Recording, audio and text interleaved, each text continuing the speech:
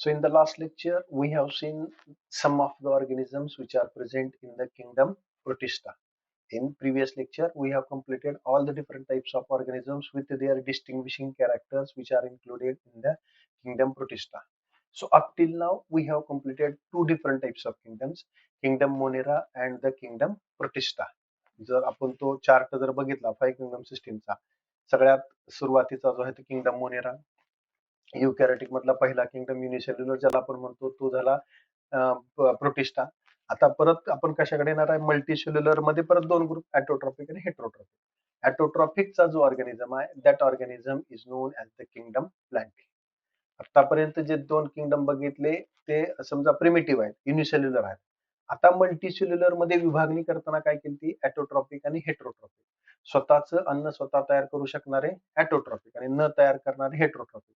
ऍटोट्रॉपिकचा जो ग्रुप आहे तो कुठला आहे, kingdom Plantae. In this lecture, we will discuss some of the characteristic features of the kingdom Plantae. The kingdom is dominated by autotrophs. All the different types of organisms which are included in this kingdom are autotrophic. Majority of the organisms which are included in the kingdom Plantae, they are autotrophs. What is meant by autotrophs? आपण मागच्या तासामध्ये पण बघितलं हे. Autotrophs, auto means self. स्वतःच अन्न स्वतः तयार करणारे, म्हणून त्यांना काय म्हणले, autotrophs. They can synthesize their own food material, therefore they are known as the autotrophs. Or majority of the organisms which are included in this kingdom they are autotrophic. पण शब्द वापरला मेजॉरिटी, याचा अर्थ याच्यामध्येही काही ऑर्गॅनिझम्स आहेत जे स्वतःच अन्न स्वतः तयार करू शकत नाहीत, हेट्रोट्रॉपिक आहेत, परंतु तरी त्यांना कशामध्ये ठेवले, किंगडम प्लांटीमध्ये ठेवले.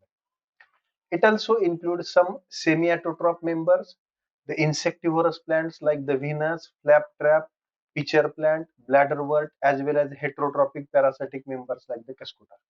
जे आता मी म्हटलं त्या ठिकाणी, जरी मेजॉरिटी ऑर्गॅनिझम्स याच्यातले कसे आहेत, ऍटोट्रॉफ्स आहेत, तरी सुद्धा याच्यामध्ये परत व्हेरिएशन आहे. सम आर सेमी ऍटोट्रॉपिक, म्हणजे they can partly synthesize their own food material by the process of photosynthesis, but still they are insectivorous. Insectivorous, कीटक खाणारे, कीटक भक्षी वनस्पती. 8वीला आहे ते पिचर प्लांट, त्यापैकी हे व्हीनस फ्लॅपट्रॅप आहे, त्यानंतर पिचर प्लांट आहे, ब्लॅडर वर्ट आहे, as well as some heterotrophic parasite like the cuscuta. Cuscuta मराठीत ज्याला आपल्याकडं अमरवेल किंवा सोनवेल म्हटलं. झाडांवरती पिवळं वायर सारखं एक झाड, दुसरं झाड वाढतं, नुसती पिवळी वायर पडल्यासारखं दिसतं, तो जो आहे त्याला इंग्रजीमध्ये कस्कुटा म्हटलं जातं. मराठीमध्ये काही ठिकाणी अमरवेल म्हणतात, काही ठिकाणी त्याला सोनवेल म्हणतात. अमरवेल म्हणण्याचं कारण असं आहे, त्याला मृत्यूच नाही, अमर आहे, त्याचं कुठलाही पार्ट गळून पडला तर दुसऱ्या झाडावर पडला तर ते लगेच वाढतं. सोनवेल पिवळसर रंगाचं असल्यामुळे त्याला सोनवेल म्हटलं. Members of this kingdom are multicellular, having eukaryotic cells containing chlorophyll. All the different types of organisms majoritarily present in the kingdom Plantae, they are multicellular. They are made up of many cells. Therefore, they are called as the multicellular. And they are eukaryotic, containing chlorophyll for the process of photosynthesis. स्वतःचा अन्न स्वतः तयार करतात, त्याच्यासाठी त्यांच्यामध्ये विशिष्ट प्रकारचा organ असतो ज्याचं नाव आहे क्लोरोप्लास्ट. मागच्या वेळेस युग्लिनाच्या याच्यात दाखवलं तुम्हाला तो क्लोरोप्लास्ट आहे.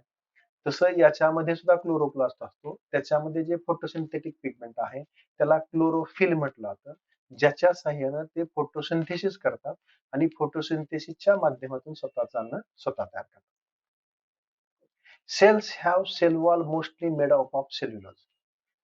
In plants, the cell wall is made up of cellulose. हे यांचं वैशिष्ट्य आहे की यांच्यामधल्या ऑर्गॅनिझमचं जे काही सेल वॉल असेल, ह्या सेल वॉल कशाचा बनलेला असतो, सेल्युलोजचा. Plant exhibit alternation of generation, that is life cycle has two distinct phases. Alternation of generation, the generation alternates with each other. Gametophytic and sporophytic generations are present.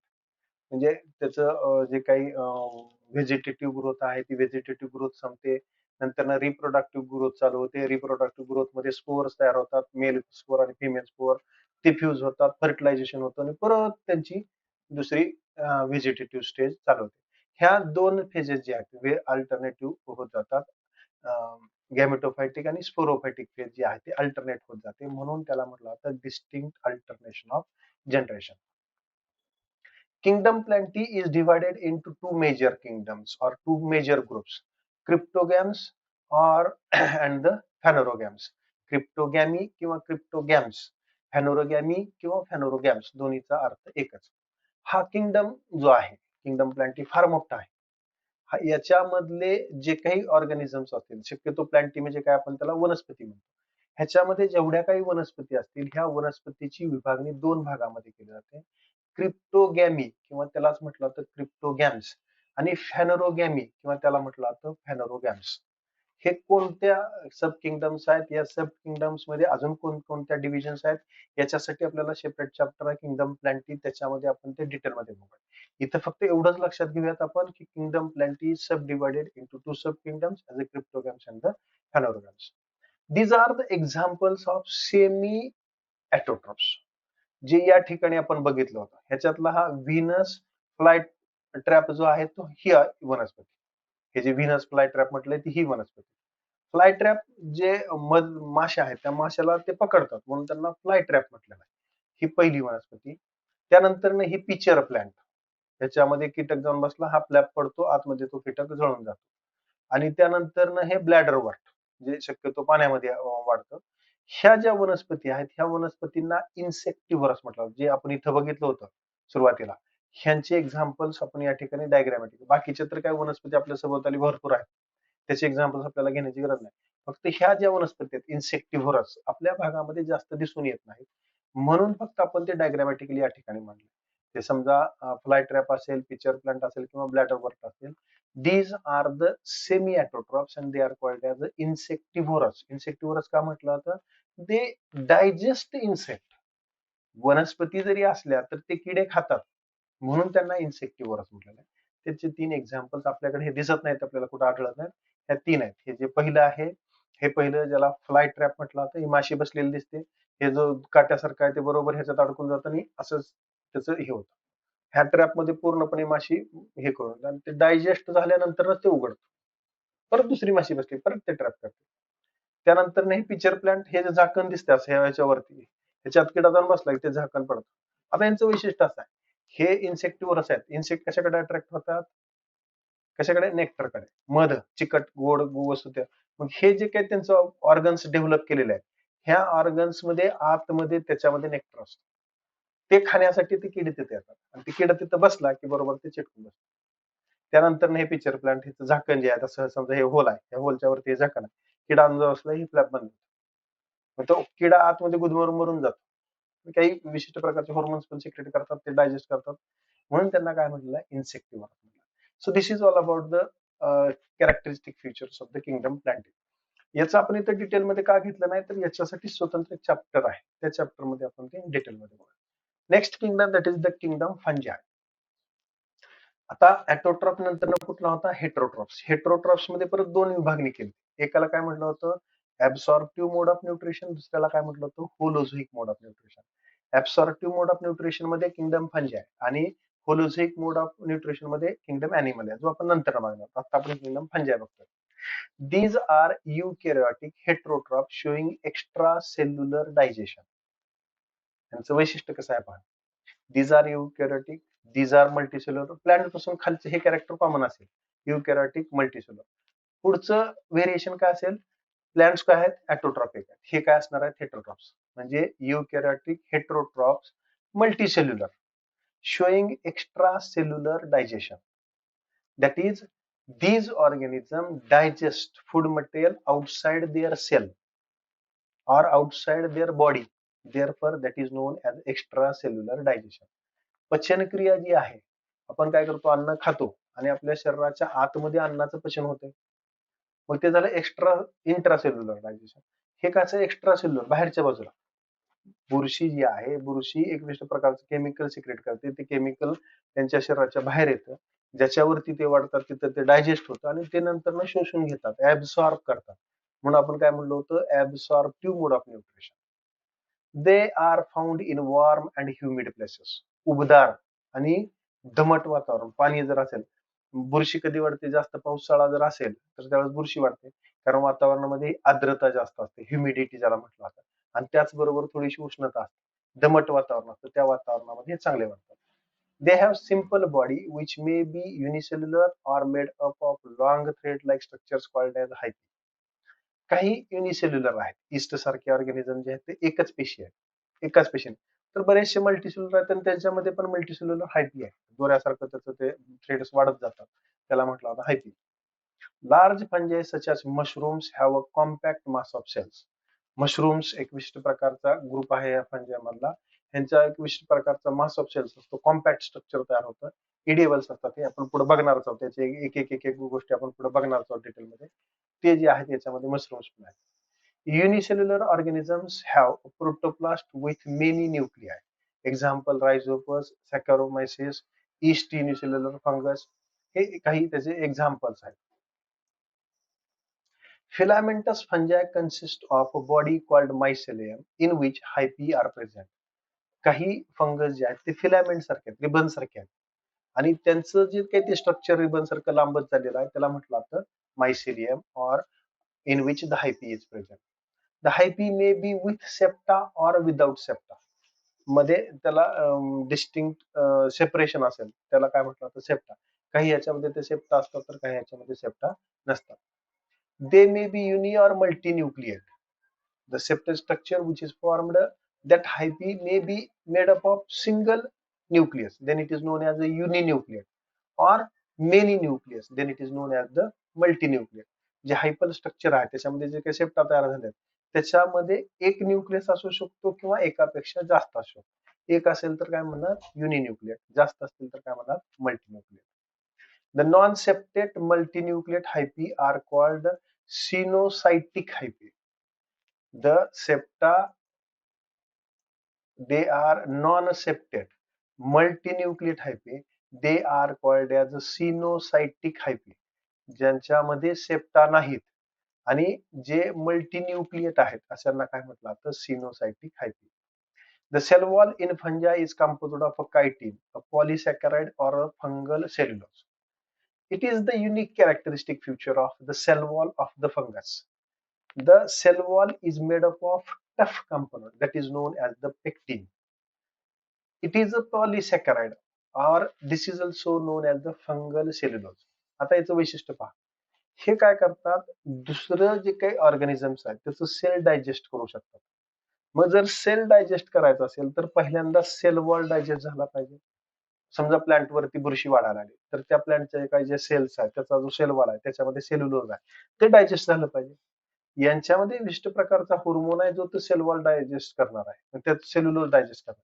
त्याच्यामुळं यांचं स्वतःचं जे सेल वॉल आहे त्या विशिष्ट प्रकारच्या कंपोनेंटने बनलेलं असतं, ज्याचं नाव आहे पेक्टिन. हे लक्षात असू द्या. The cell wall of the fungus is made up of a chemical compound which is known as the pectin. The fungi exhibit heterotrophic mode of nutrition. They are not able to synthesize their own food material. They have to depend on other organisms for the food material. ते स्वतःचं अन्न स्वतः तयार करू शकत नाहीत, म्हणून त्यांना आपण काय म्हटलेलं आहे, heterotrophic. Mostly they are saprophytic, some are parasitic or predators. Saprophytic, they grows on dead and decaying matter. मगाशी आपण मागच्या याच्यामध्ये बघितलं होतं फंजाई लाईक प्रोटिस्टामध्ये, कारण ते फंगस सारखेच आहेत त्याच्यामुळे ते सॅप्रोफायटिक आहेत. सॅप्रोफायटिक म्हणजे जे कुजणाऱ्या पदार्थावरती वाढतात, ज्यांना कुजवून ते खातात. सम आर पॅरासायटिक, काही पॅरासायटिक आहेत. For example different types of skin infections which are present in the human beings, they are generally made up of caused by the fungus. So here they are parasitic, परोपजीवी ज्याला म्हटलं जातं, दुसऱ्याच्या शरीरावरती वाढणारे parasitic, ज्यांना predators असंही आपण म्हणू शकतो. They reproduces asexually as well as sexual reproduction. They can be reproduces by two different types of methods, asexual reproduction or sexual reproduction. Asexual reproduction is a type of reproduction in which the involvement of sex organ or the formation and fusion of gamete does not take place. That is known as asexual reproduction.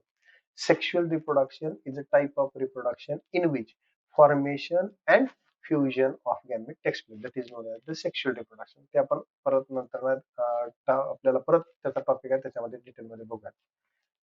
Asexual reproduction takes place by fragmentation, fission and budding. Asexual reproduction होताना काय होणार, त्याच्यामध्ये कुठल्याही involvement नाही sex ऑर्गनचा. जे काही fungal हायपी आहे त्याचे तुकडे होतील, फ्रॅगमेंट तयार होतील. ते तुकडे प्रत्येक इंडिव्हिज्युअल वाढेल म्हणजे फ्रॅगमेंटेशन. फ्युजन सेपरेशन आहे. बडिंग एक विशिष्ट प्रकारची आउटग्रोथ तयार होईल आणि त्याच्यापासून नवीन ऑर्गॅनिझम तयार होईल, त्याला बडिंग म्हटलं. Some fungi are symbiotic, either live with algae as a lichen or as a mycorrhiza in association with the roots of higher plants. Some of the members of the fungi, they can be associated with other organisms, but that association is known as the symbiotic association. यांच्यामध्ये जे association आहे ते कुठलं आहे, symbiotic association आहे.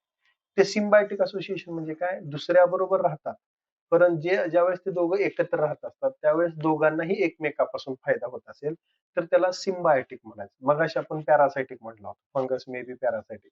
त्याच्यामध्ये एकाला फायदा होतो एकाला तोटा होतो, ते पॅरासायटिक झालं. हे सिम्बायोटिक, जे एकत्र राहतात त्यांना दोघांना एकमेकापासून फायदा होतो, दोघांना एकमेकापासून तोटा होत नाही, असे जे आहेत त्यांना सिम्बायोटिक म्हणतात. They are associated with the algae that is known as the lichens. Some fungal members may get associated with the another group of the organism that is present in the kingdom Plantae, that is known as the algae, that associated with each other, that is known as the lichens. कशाला म्हटलं आता lichens? प्रचलित आहे आपल्याला, आपण वापरतो ती गोष्ट. मसाल्याच्या पदार्थामध्ये जे दगडी फूल आपण म्हणतो, ते दगडी फूल जे आहे ते लायकेन्स. कधी घरामध्ये मसाला करत असेल तर ते बघा, त्याच्यामध्ये ते जे आहे ते lichens. Or they are the mycorrhiza associated with the roots of higher plants. हे एक विशिष्ट प्रकारचा बुरशीतलाच एक प्रकार आहे, फंगस मधलाच एक प्रकार आहे. ते काय करतात, झाडांच्या मुळांवरती पाडतात. झाडांच्या मुळाच्या बाहेरून किंवा झाडांच्या मुळाच्या आतमध्ये. बाहेरून वाढत असतील तर त्यांना एक्टोमायकोरायझा म्हटलं होतं, आतून वाढत असतील तर त्यांना एंडोमायकोरायझा म्हटलं होतं. हे दोघं ज्यावेळेस एकत्र राहतात ना, त्या एकमेकांना फायदा होतो. हे नायट्रोजन फिक्स करतात, तो नायट्रोजन कुणाला मिळतो, झाडांना मिळतो. झाडांमध्ये जे काही पाणी शोषलंय त्याच्यातलं जे काही हे आहे हे ह्यांना मिळतं आणि ह्यांना राहायला जागा मिळते. असं दोघांचा एकमेकापासून फायदा होतो, दोघांना एकमेकापासून तोटा होत नाही, म्हणून हे symbiotic association. They are useful as well as harmful. The fungi are useful as well as harmful. Mushrooms are consumed as a food. Yeast is used in bakery and breweries. Useful कसे mushrooms जे आहेत, आता सध्या सगळीकडे मोठमोठ्या हॉटेल्समध्ये जे महत्वाच्या डिशेस आहेत ते कशाच्या बनलेल्या आहेत, मशरूमच्या, म्हणजे ते खाल्लं जातं ऍज अ फूड. ईस्ट जे आहे ते जेवढे बेकरी प्रोडक्ट आहेत त्याच्यामध्ये हे ईस्ट लागतं, म्हणजे हे युजफुल पण आहे. Penicillium fungus is well non for antibiotic production. Penicillin नावाचं जे काही अँटीबायोटिक आहे हे पेनिसिलियम ह्या फंगस पासून तयार केला जातो. Harmful fungi causes disease in plants and animals, example पक्षी. जसे युजफुल आहेत तसे हार्मफुल पण आहेत. युजफुल मध्ये बऱ्याचशाचा फायदा पण आहे, खाण्यासाठी सुद्धा योग्य आहेत, काही अँटीबायोटिक तयार करू शकतात, परंतु हे हार्मफुल पण आहेत. वनस्पती असू द्या किंवा प्राणी असू द्या, याच्यामध्ये ह्यांच्यापासून रोग होतो. बुरशीसारखे प्रकार जे झाडांवरती पडत असतील किंवा प्राण्यांवरती पडत असतील, हे ह्याच्यापासून फंगस मध्ये होतात. त्याच्यात एक एक्झाम्पल आहे पक्सिनिया नावाचा जो फंगस आहे, ह्या फंगस पासून वेगवेगळे इन्फेक्शन्स होतात. स्पेशली समजा माणसाचा विचार केला, जेवढे स्किन इन्फेक्शन्स आहेत, majority of skin infections are caused by the fungi. आणि तुम्हालाही माहित आहे, स्किन इन्फेक्शन एकदा झालं की लवकर बरं होत नाही, म्हणजे किती हार्मफुल आहेत ते. म्हणजे जसे युजफुल आहेत तसे ते हार्मफुल पण आहेत. The fungi are further classified on the basis of their structure, mode of spore formation and fruiting bodies as follows. ह्यांचं परत वेगवेगळ्या गटामध्ये क्लासिफिकेशन केलं. कशाच्या आधारावरती, त्यांचं बॉडी स्ट्रक्चर कसं आहे, स्पोअर फॉर्मेशन कोणत्या प्रकारचं आहे आणि फ्रुटिंग बॉडीज कोणत्या, याच्यावरून त्यांचे classification. The first one is the phycomycetes, the second one is the ascomycetes, the third one is the basidiomycetes, and the fourth one is the deuteriomycetes. So these are the 4 different types of the groups of the fungi. In the next lecture we will see one by one these 4 different types of the fungi which are present in this kingdom fungus. So here we have completed the introductory part regarding the fungus. The classification of the fungi we will see in the next lecture.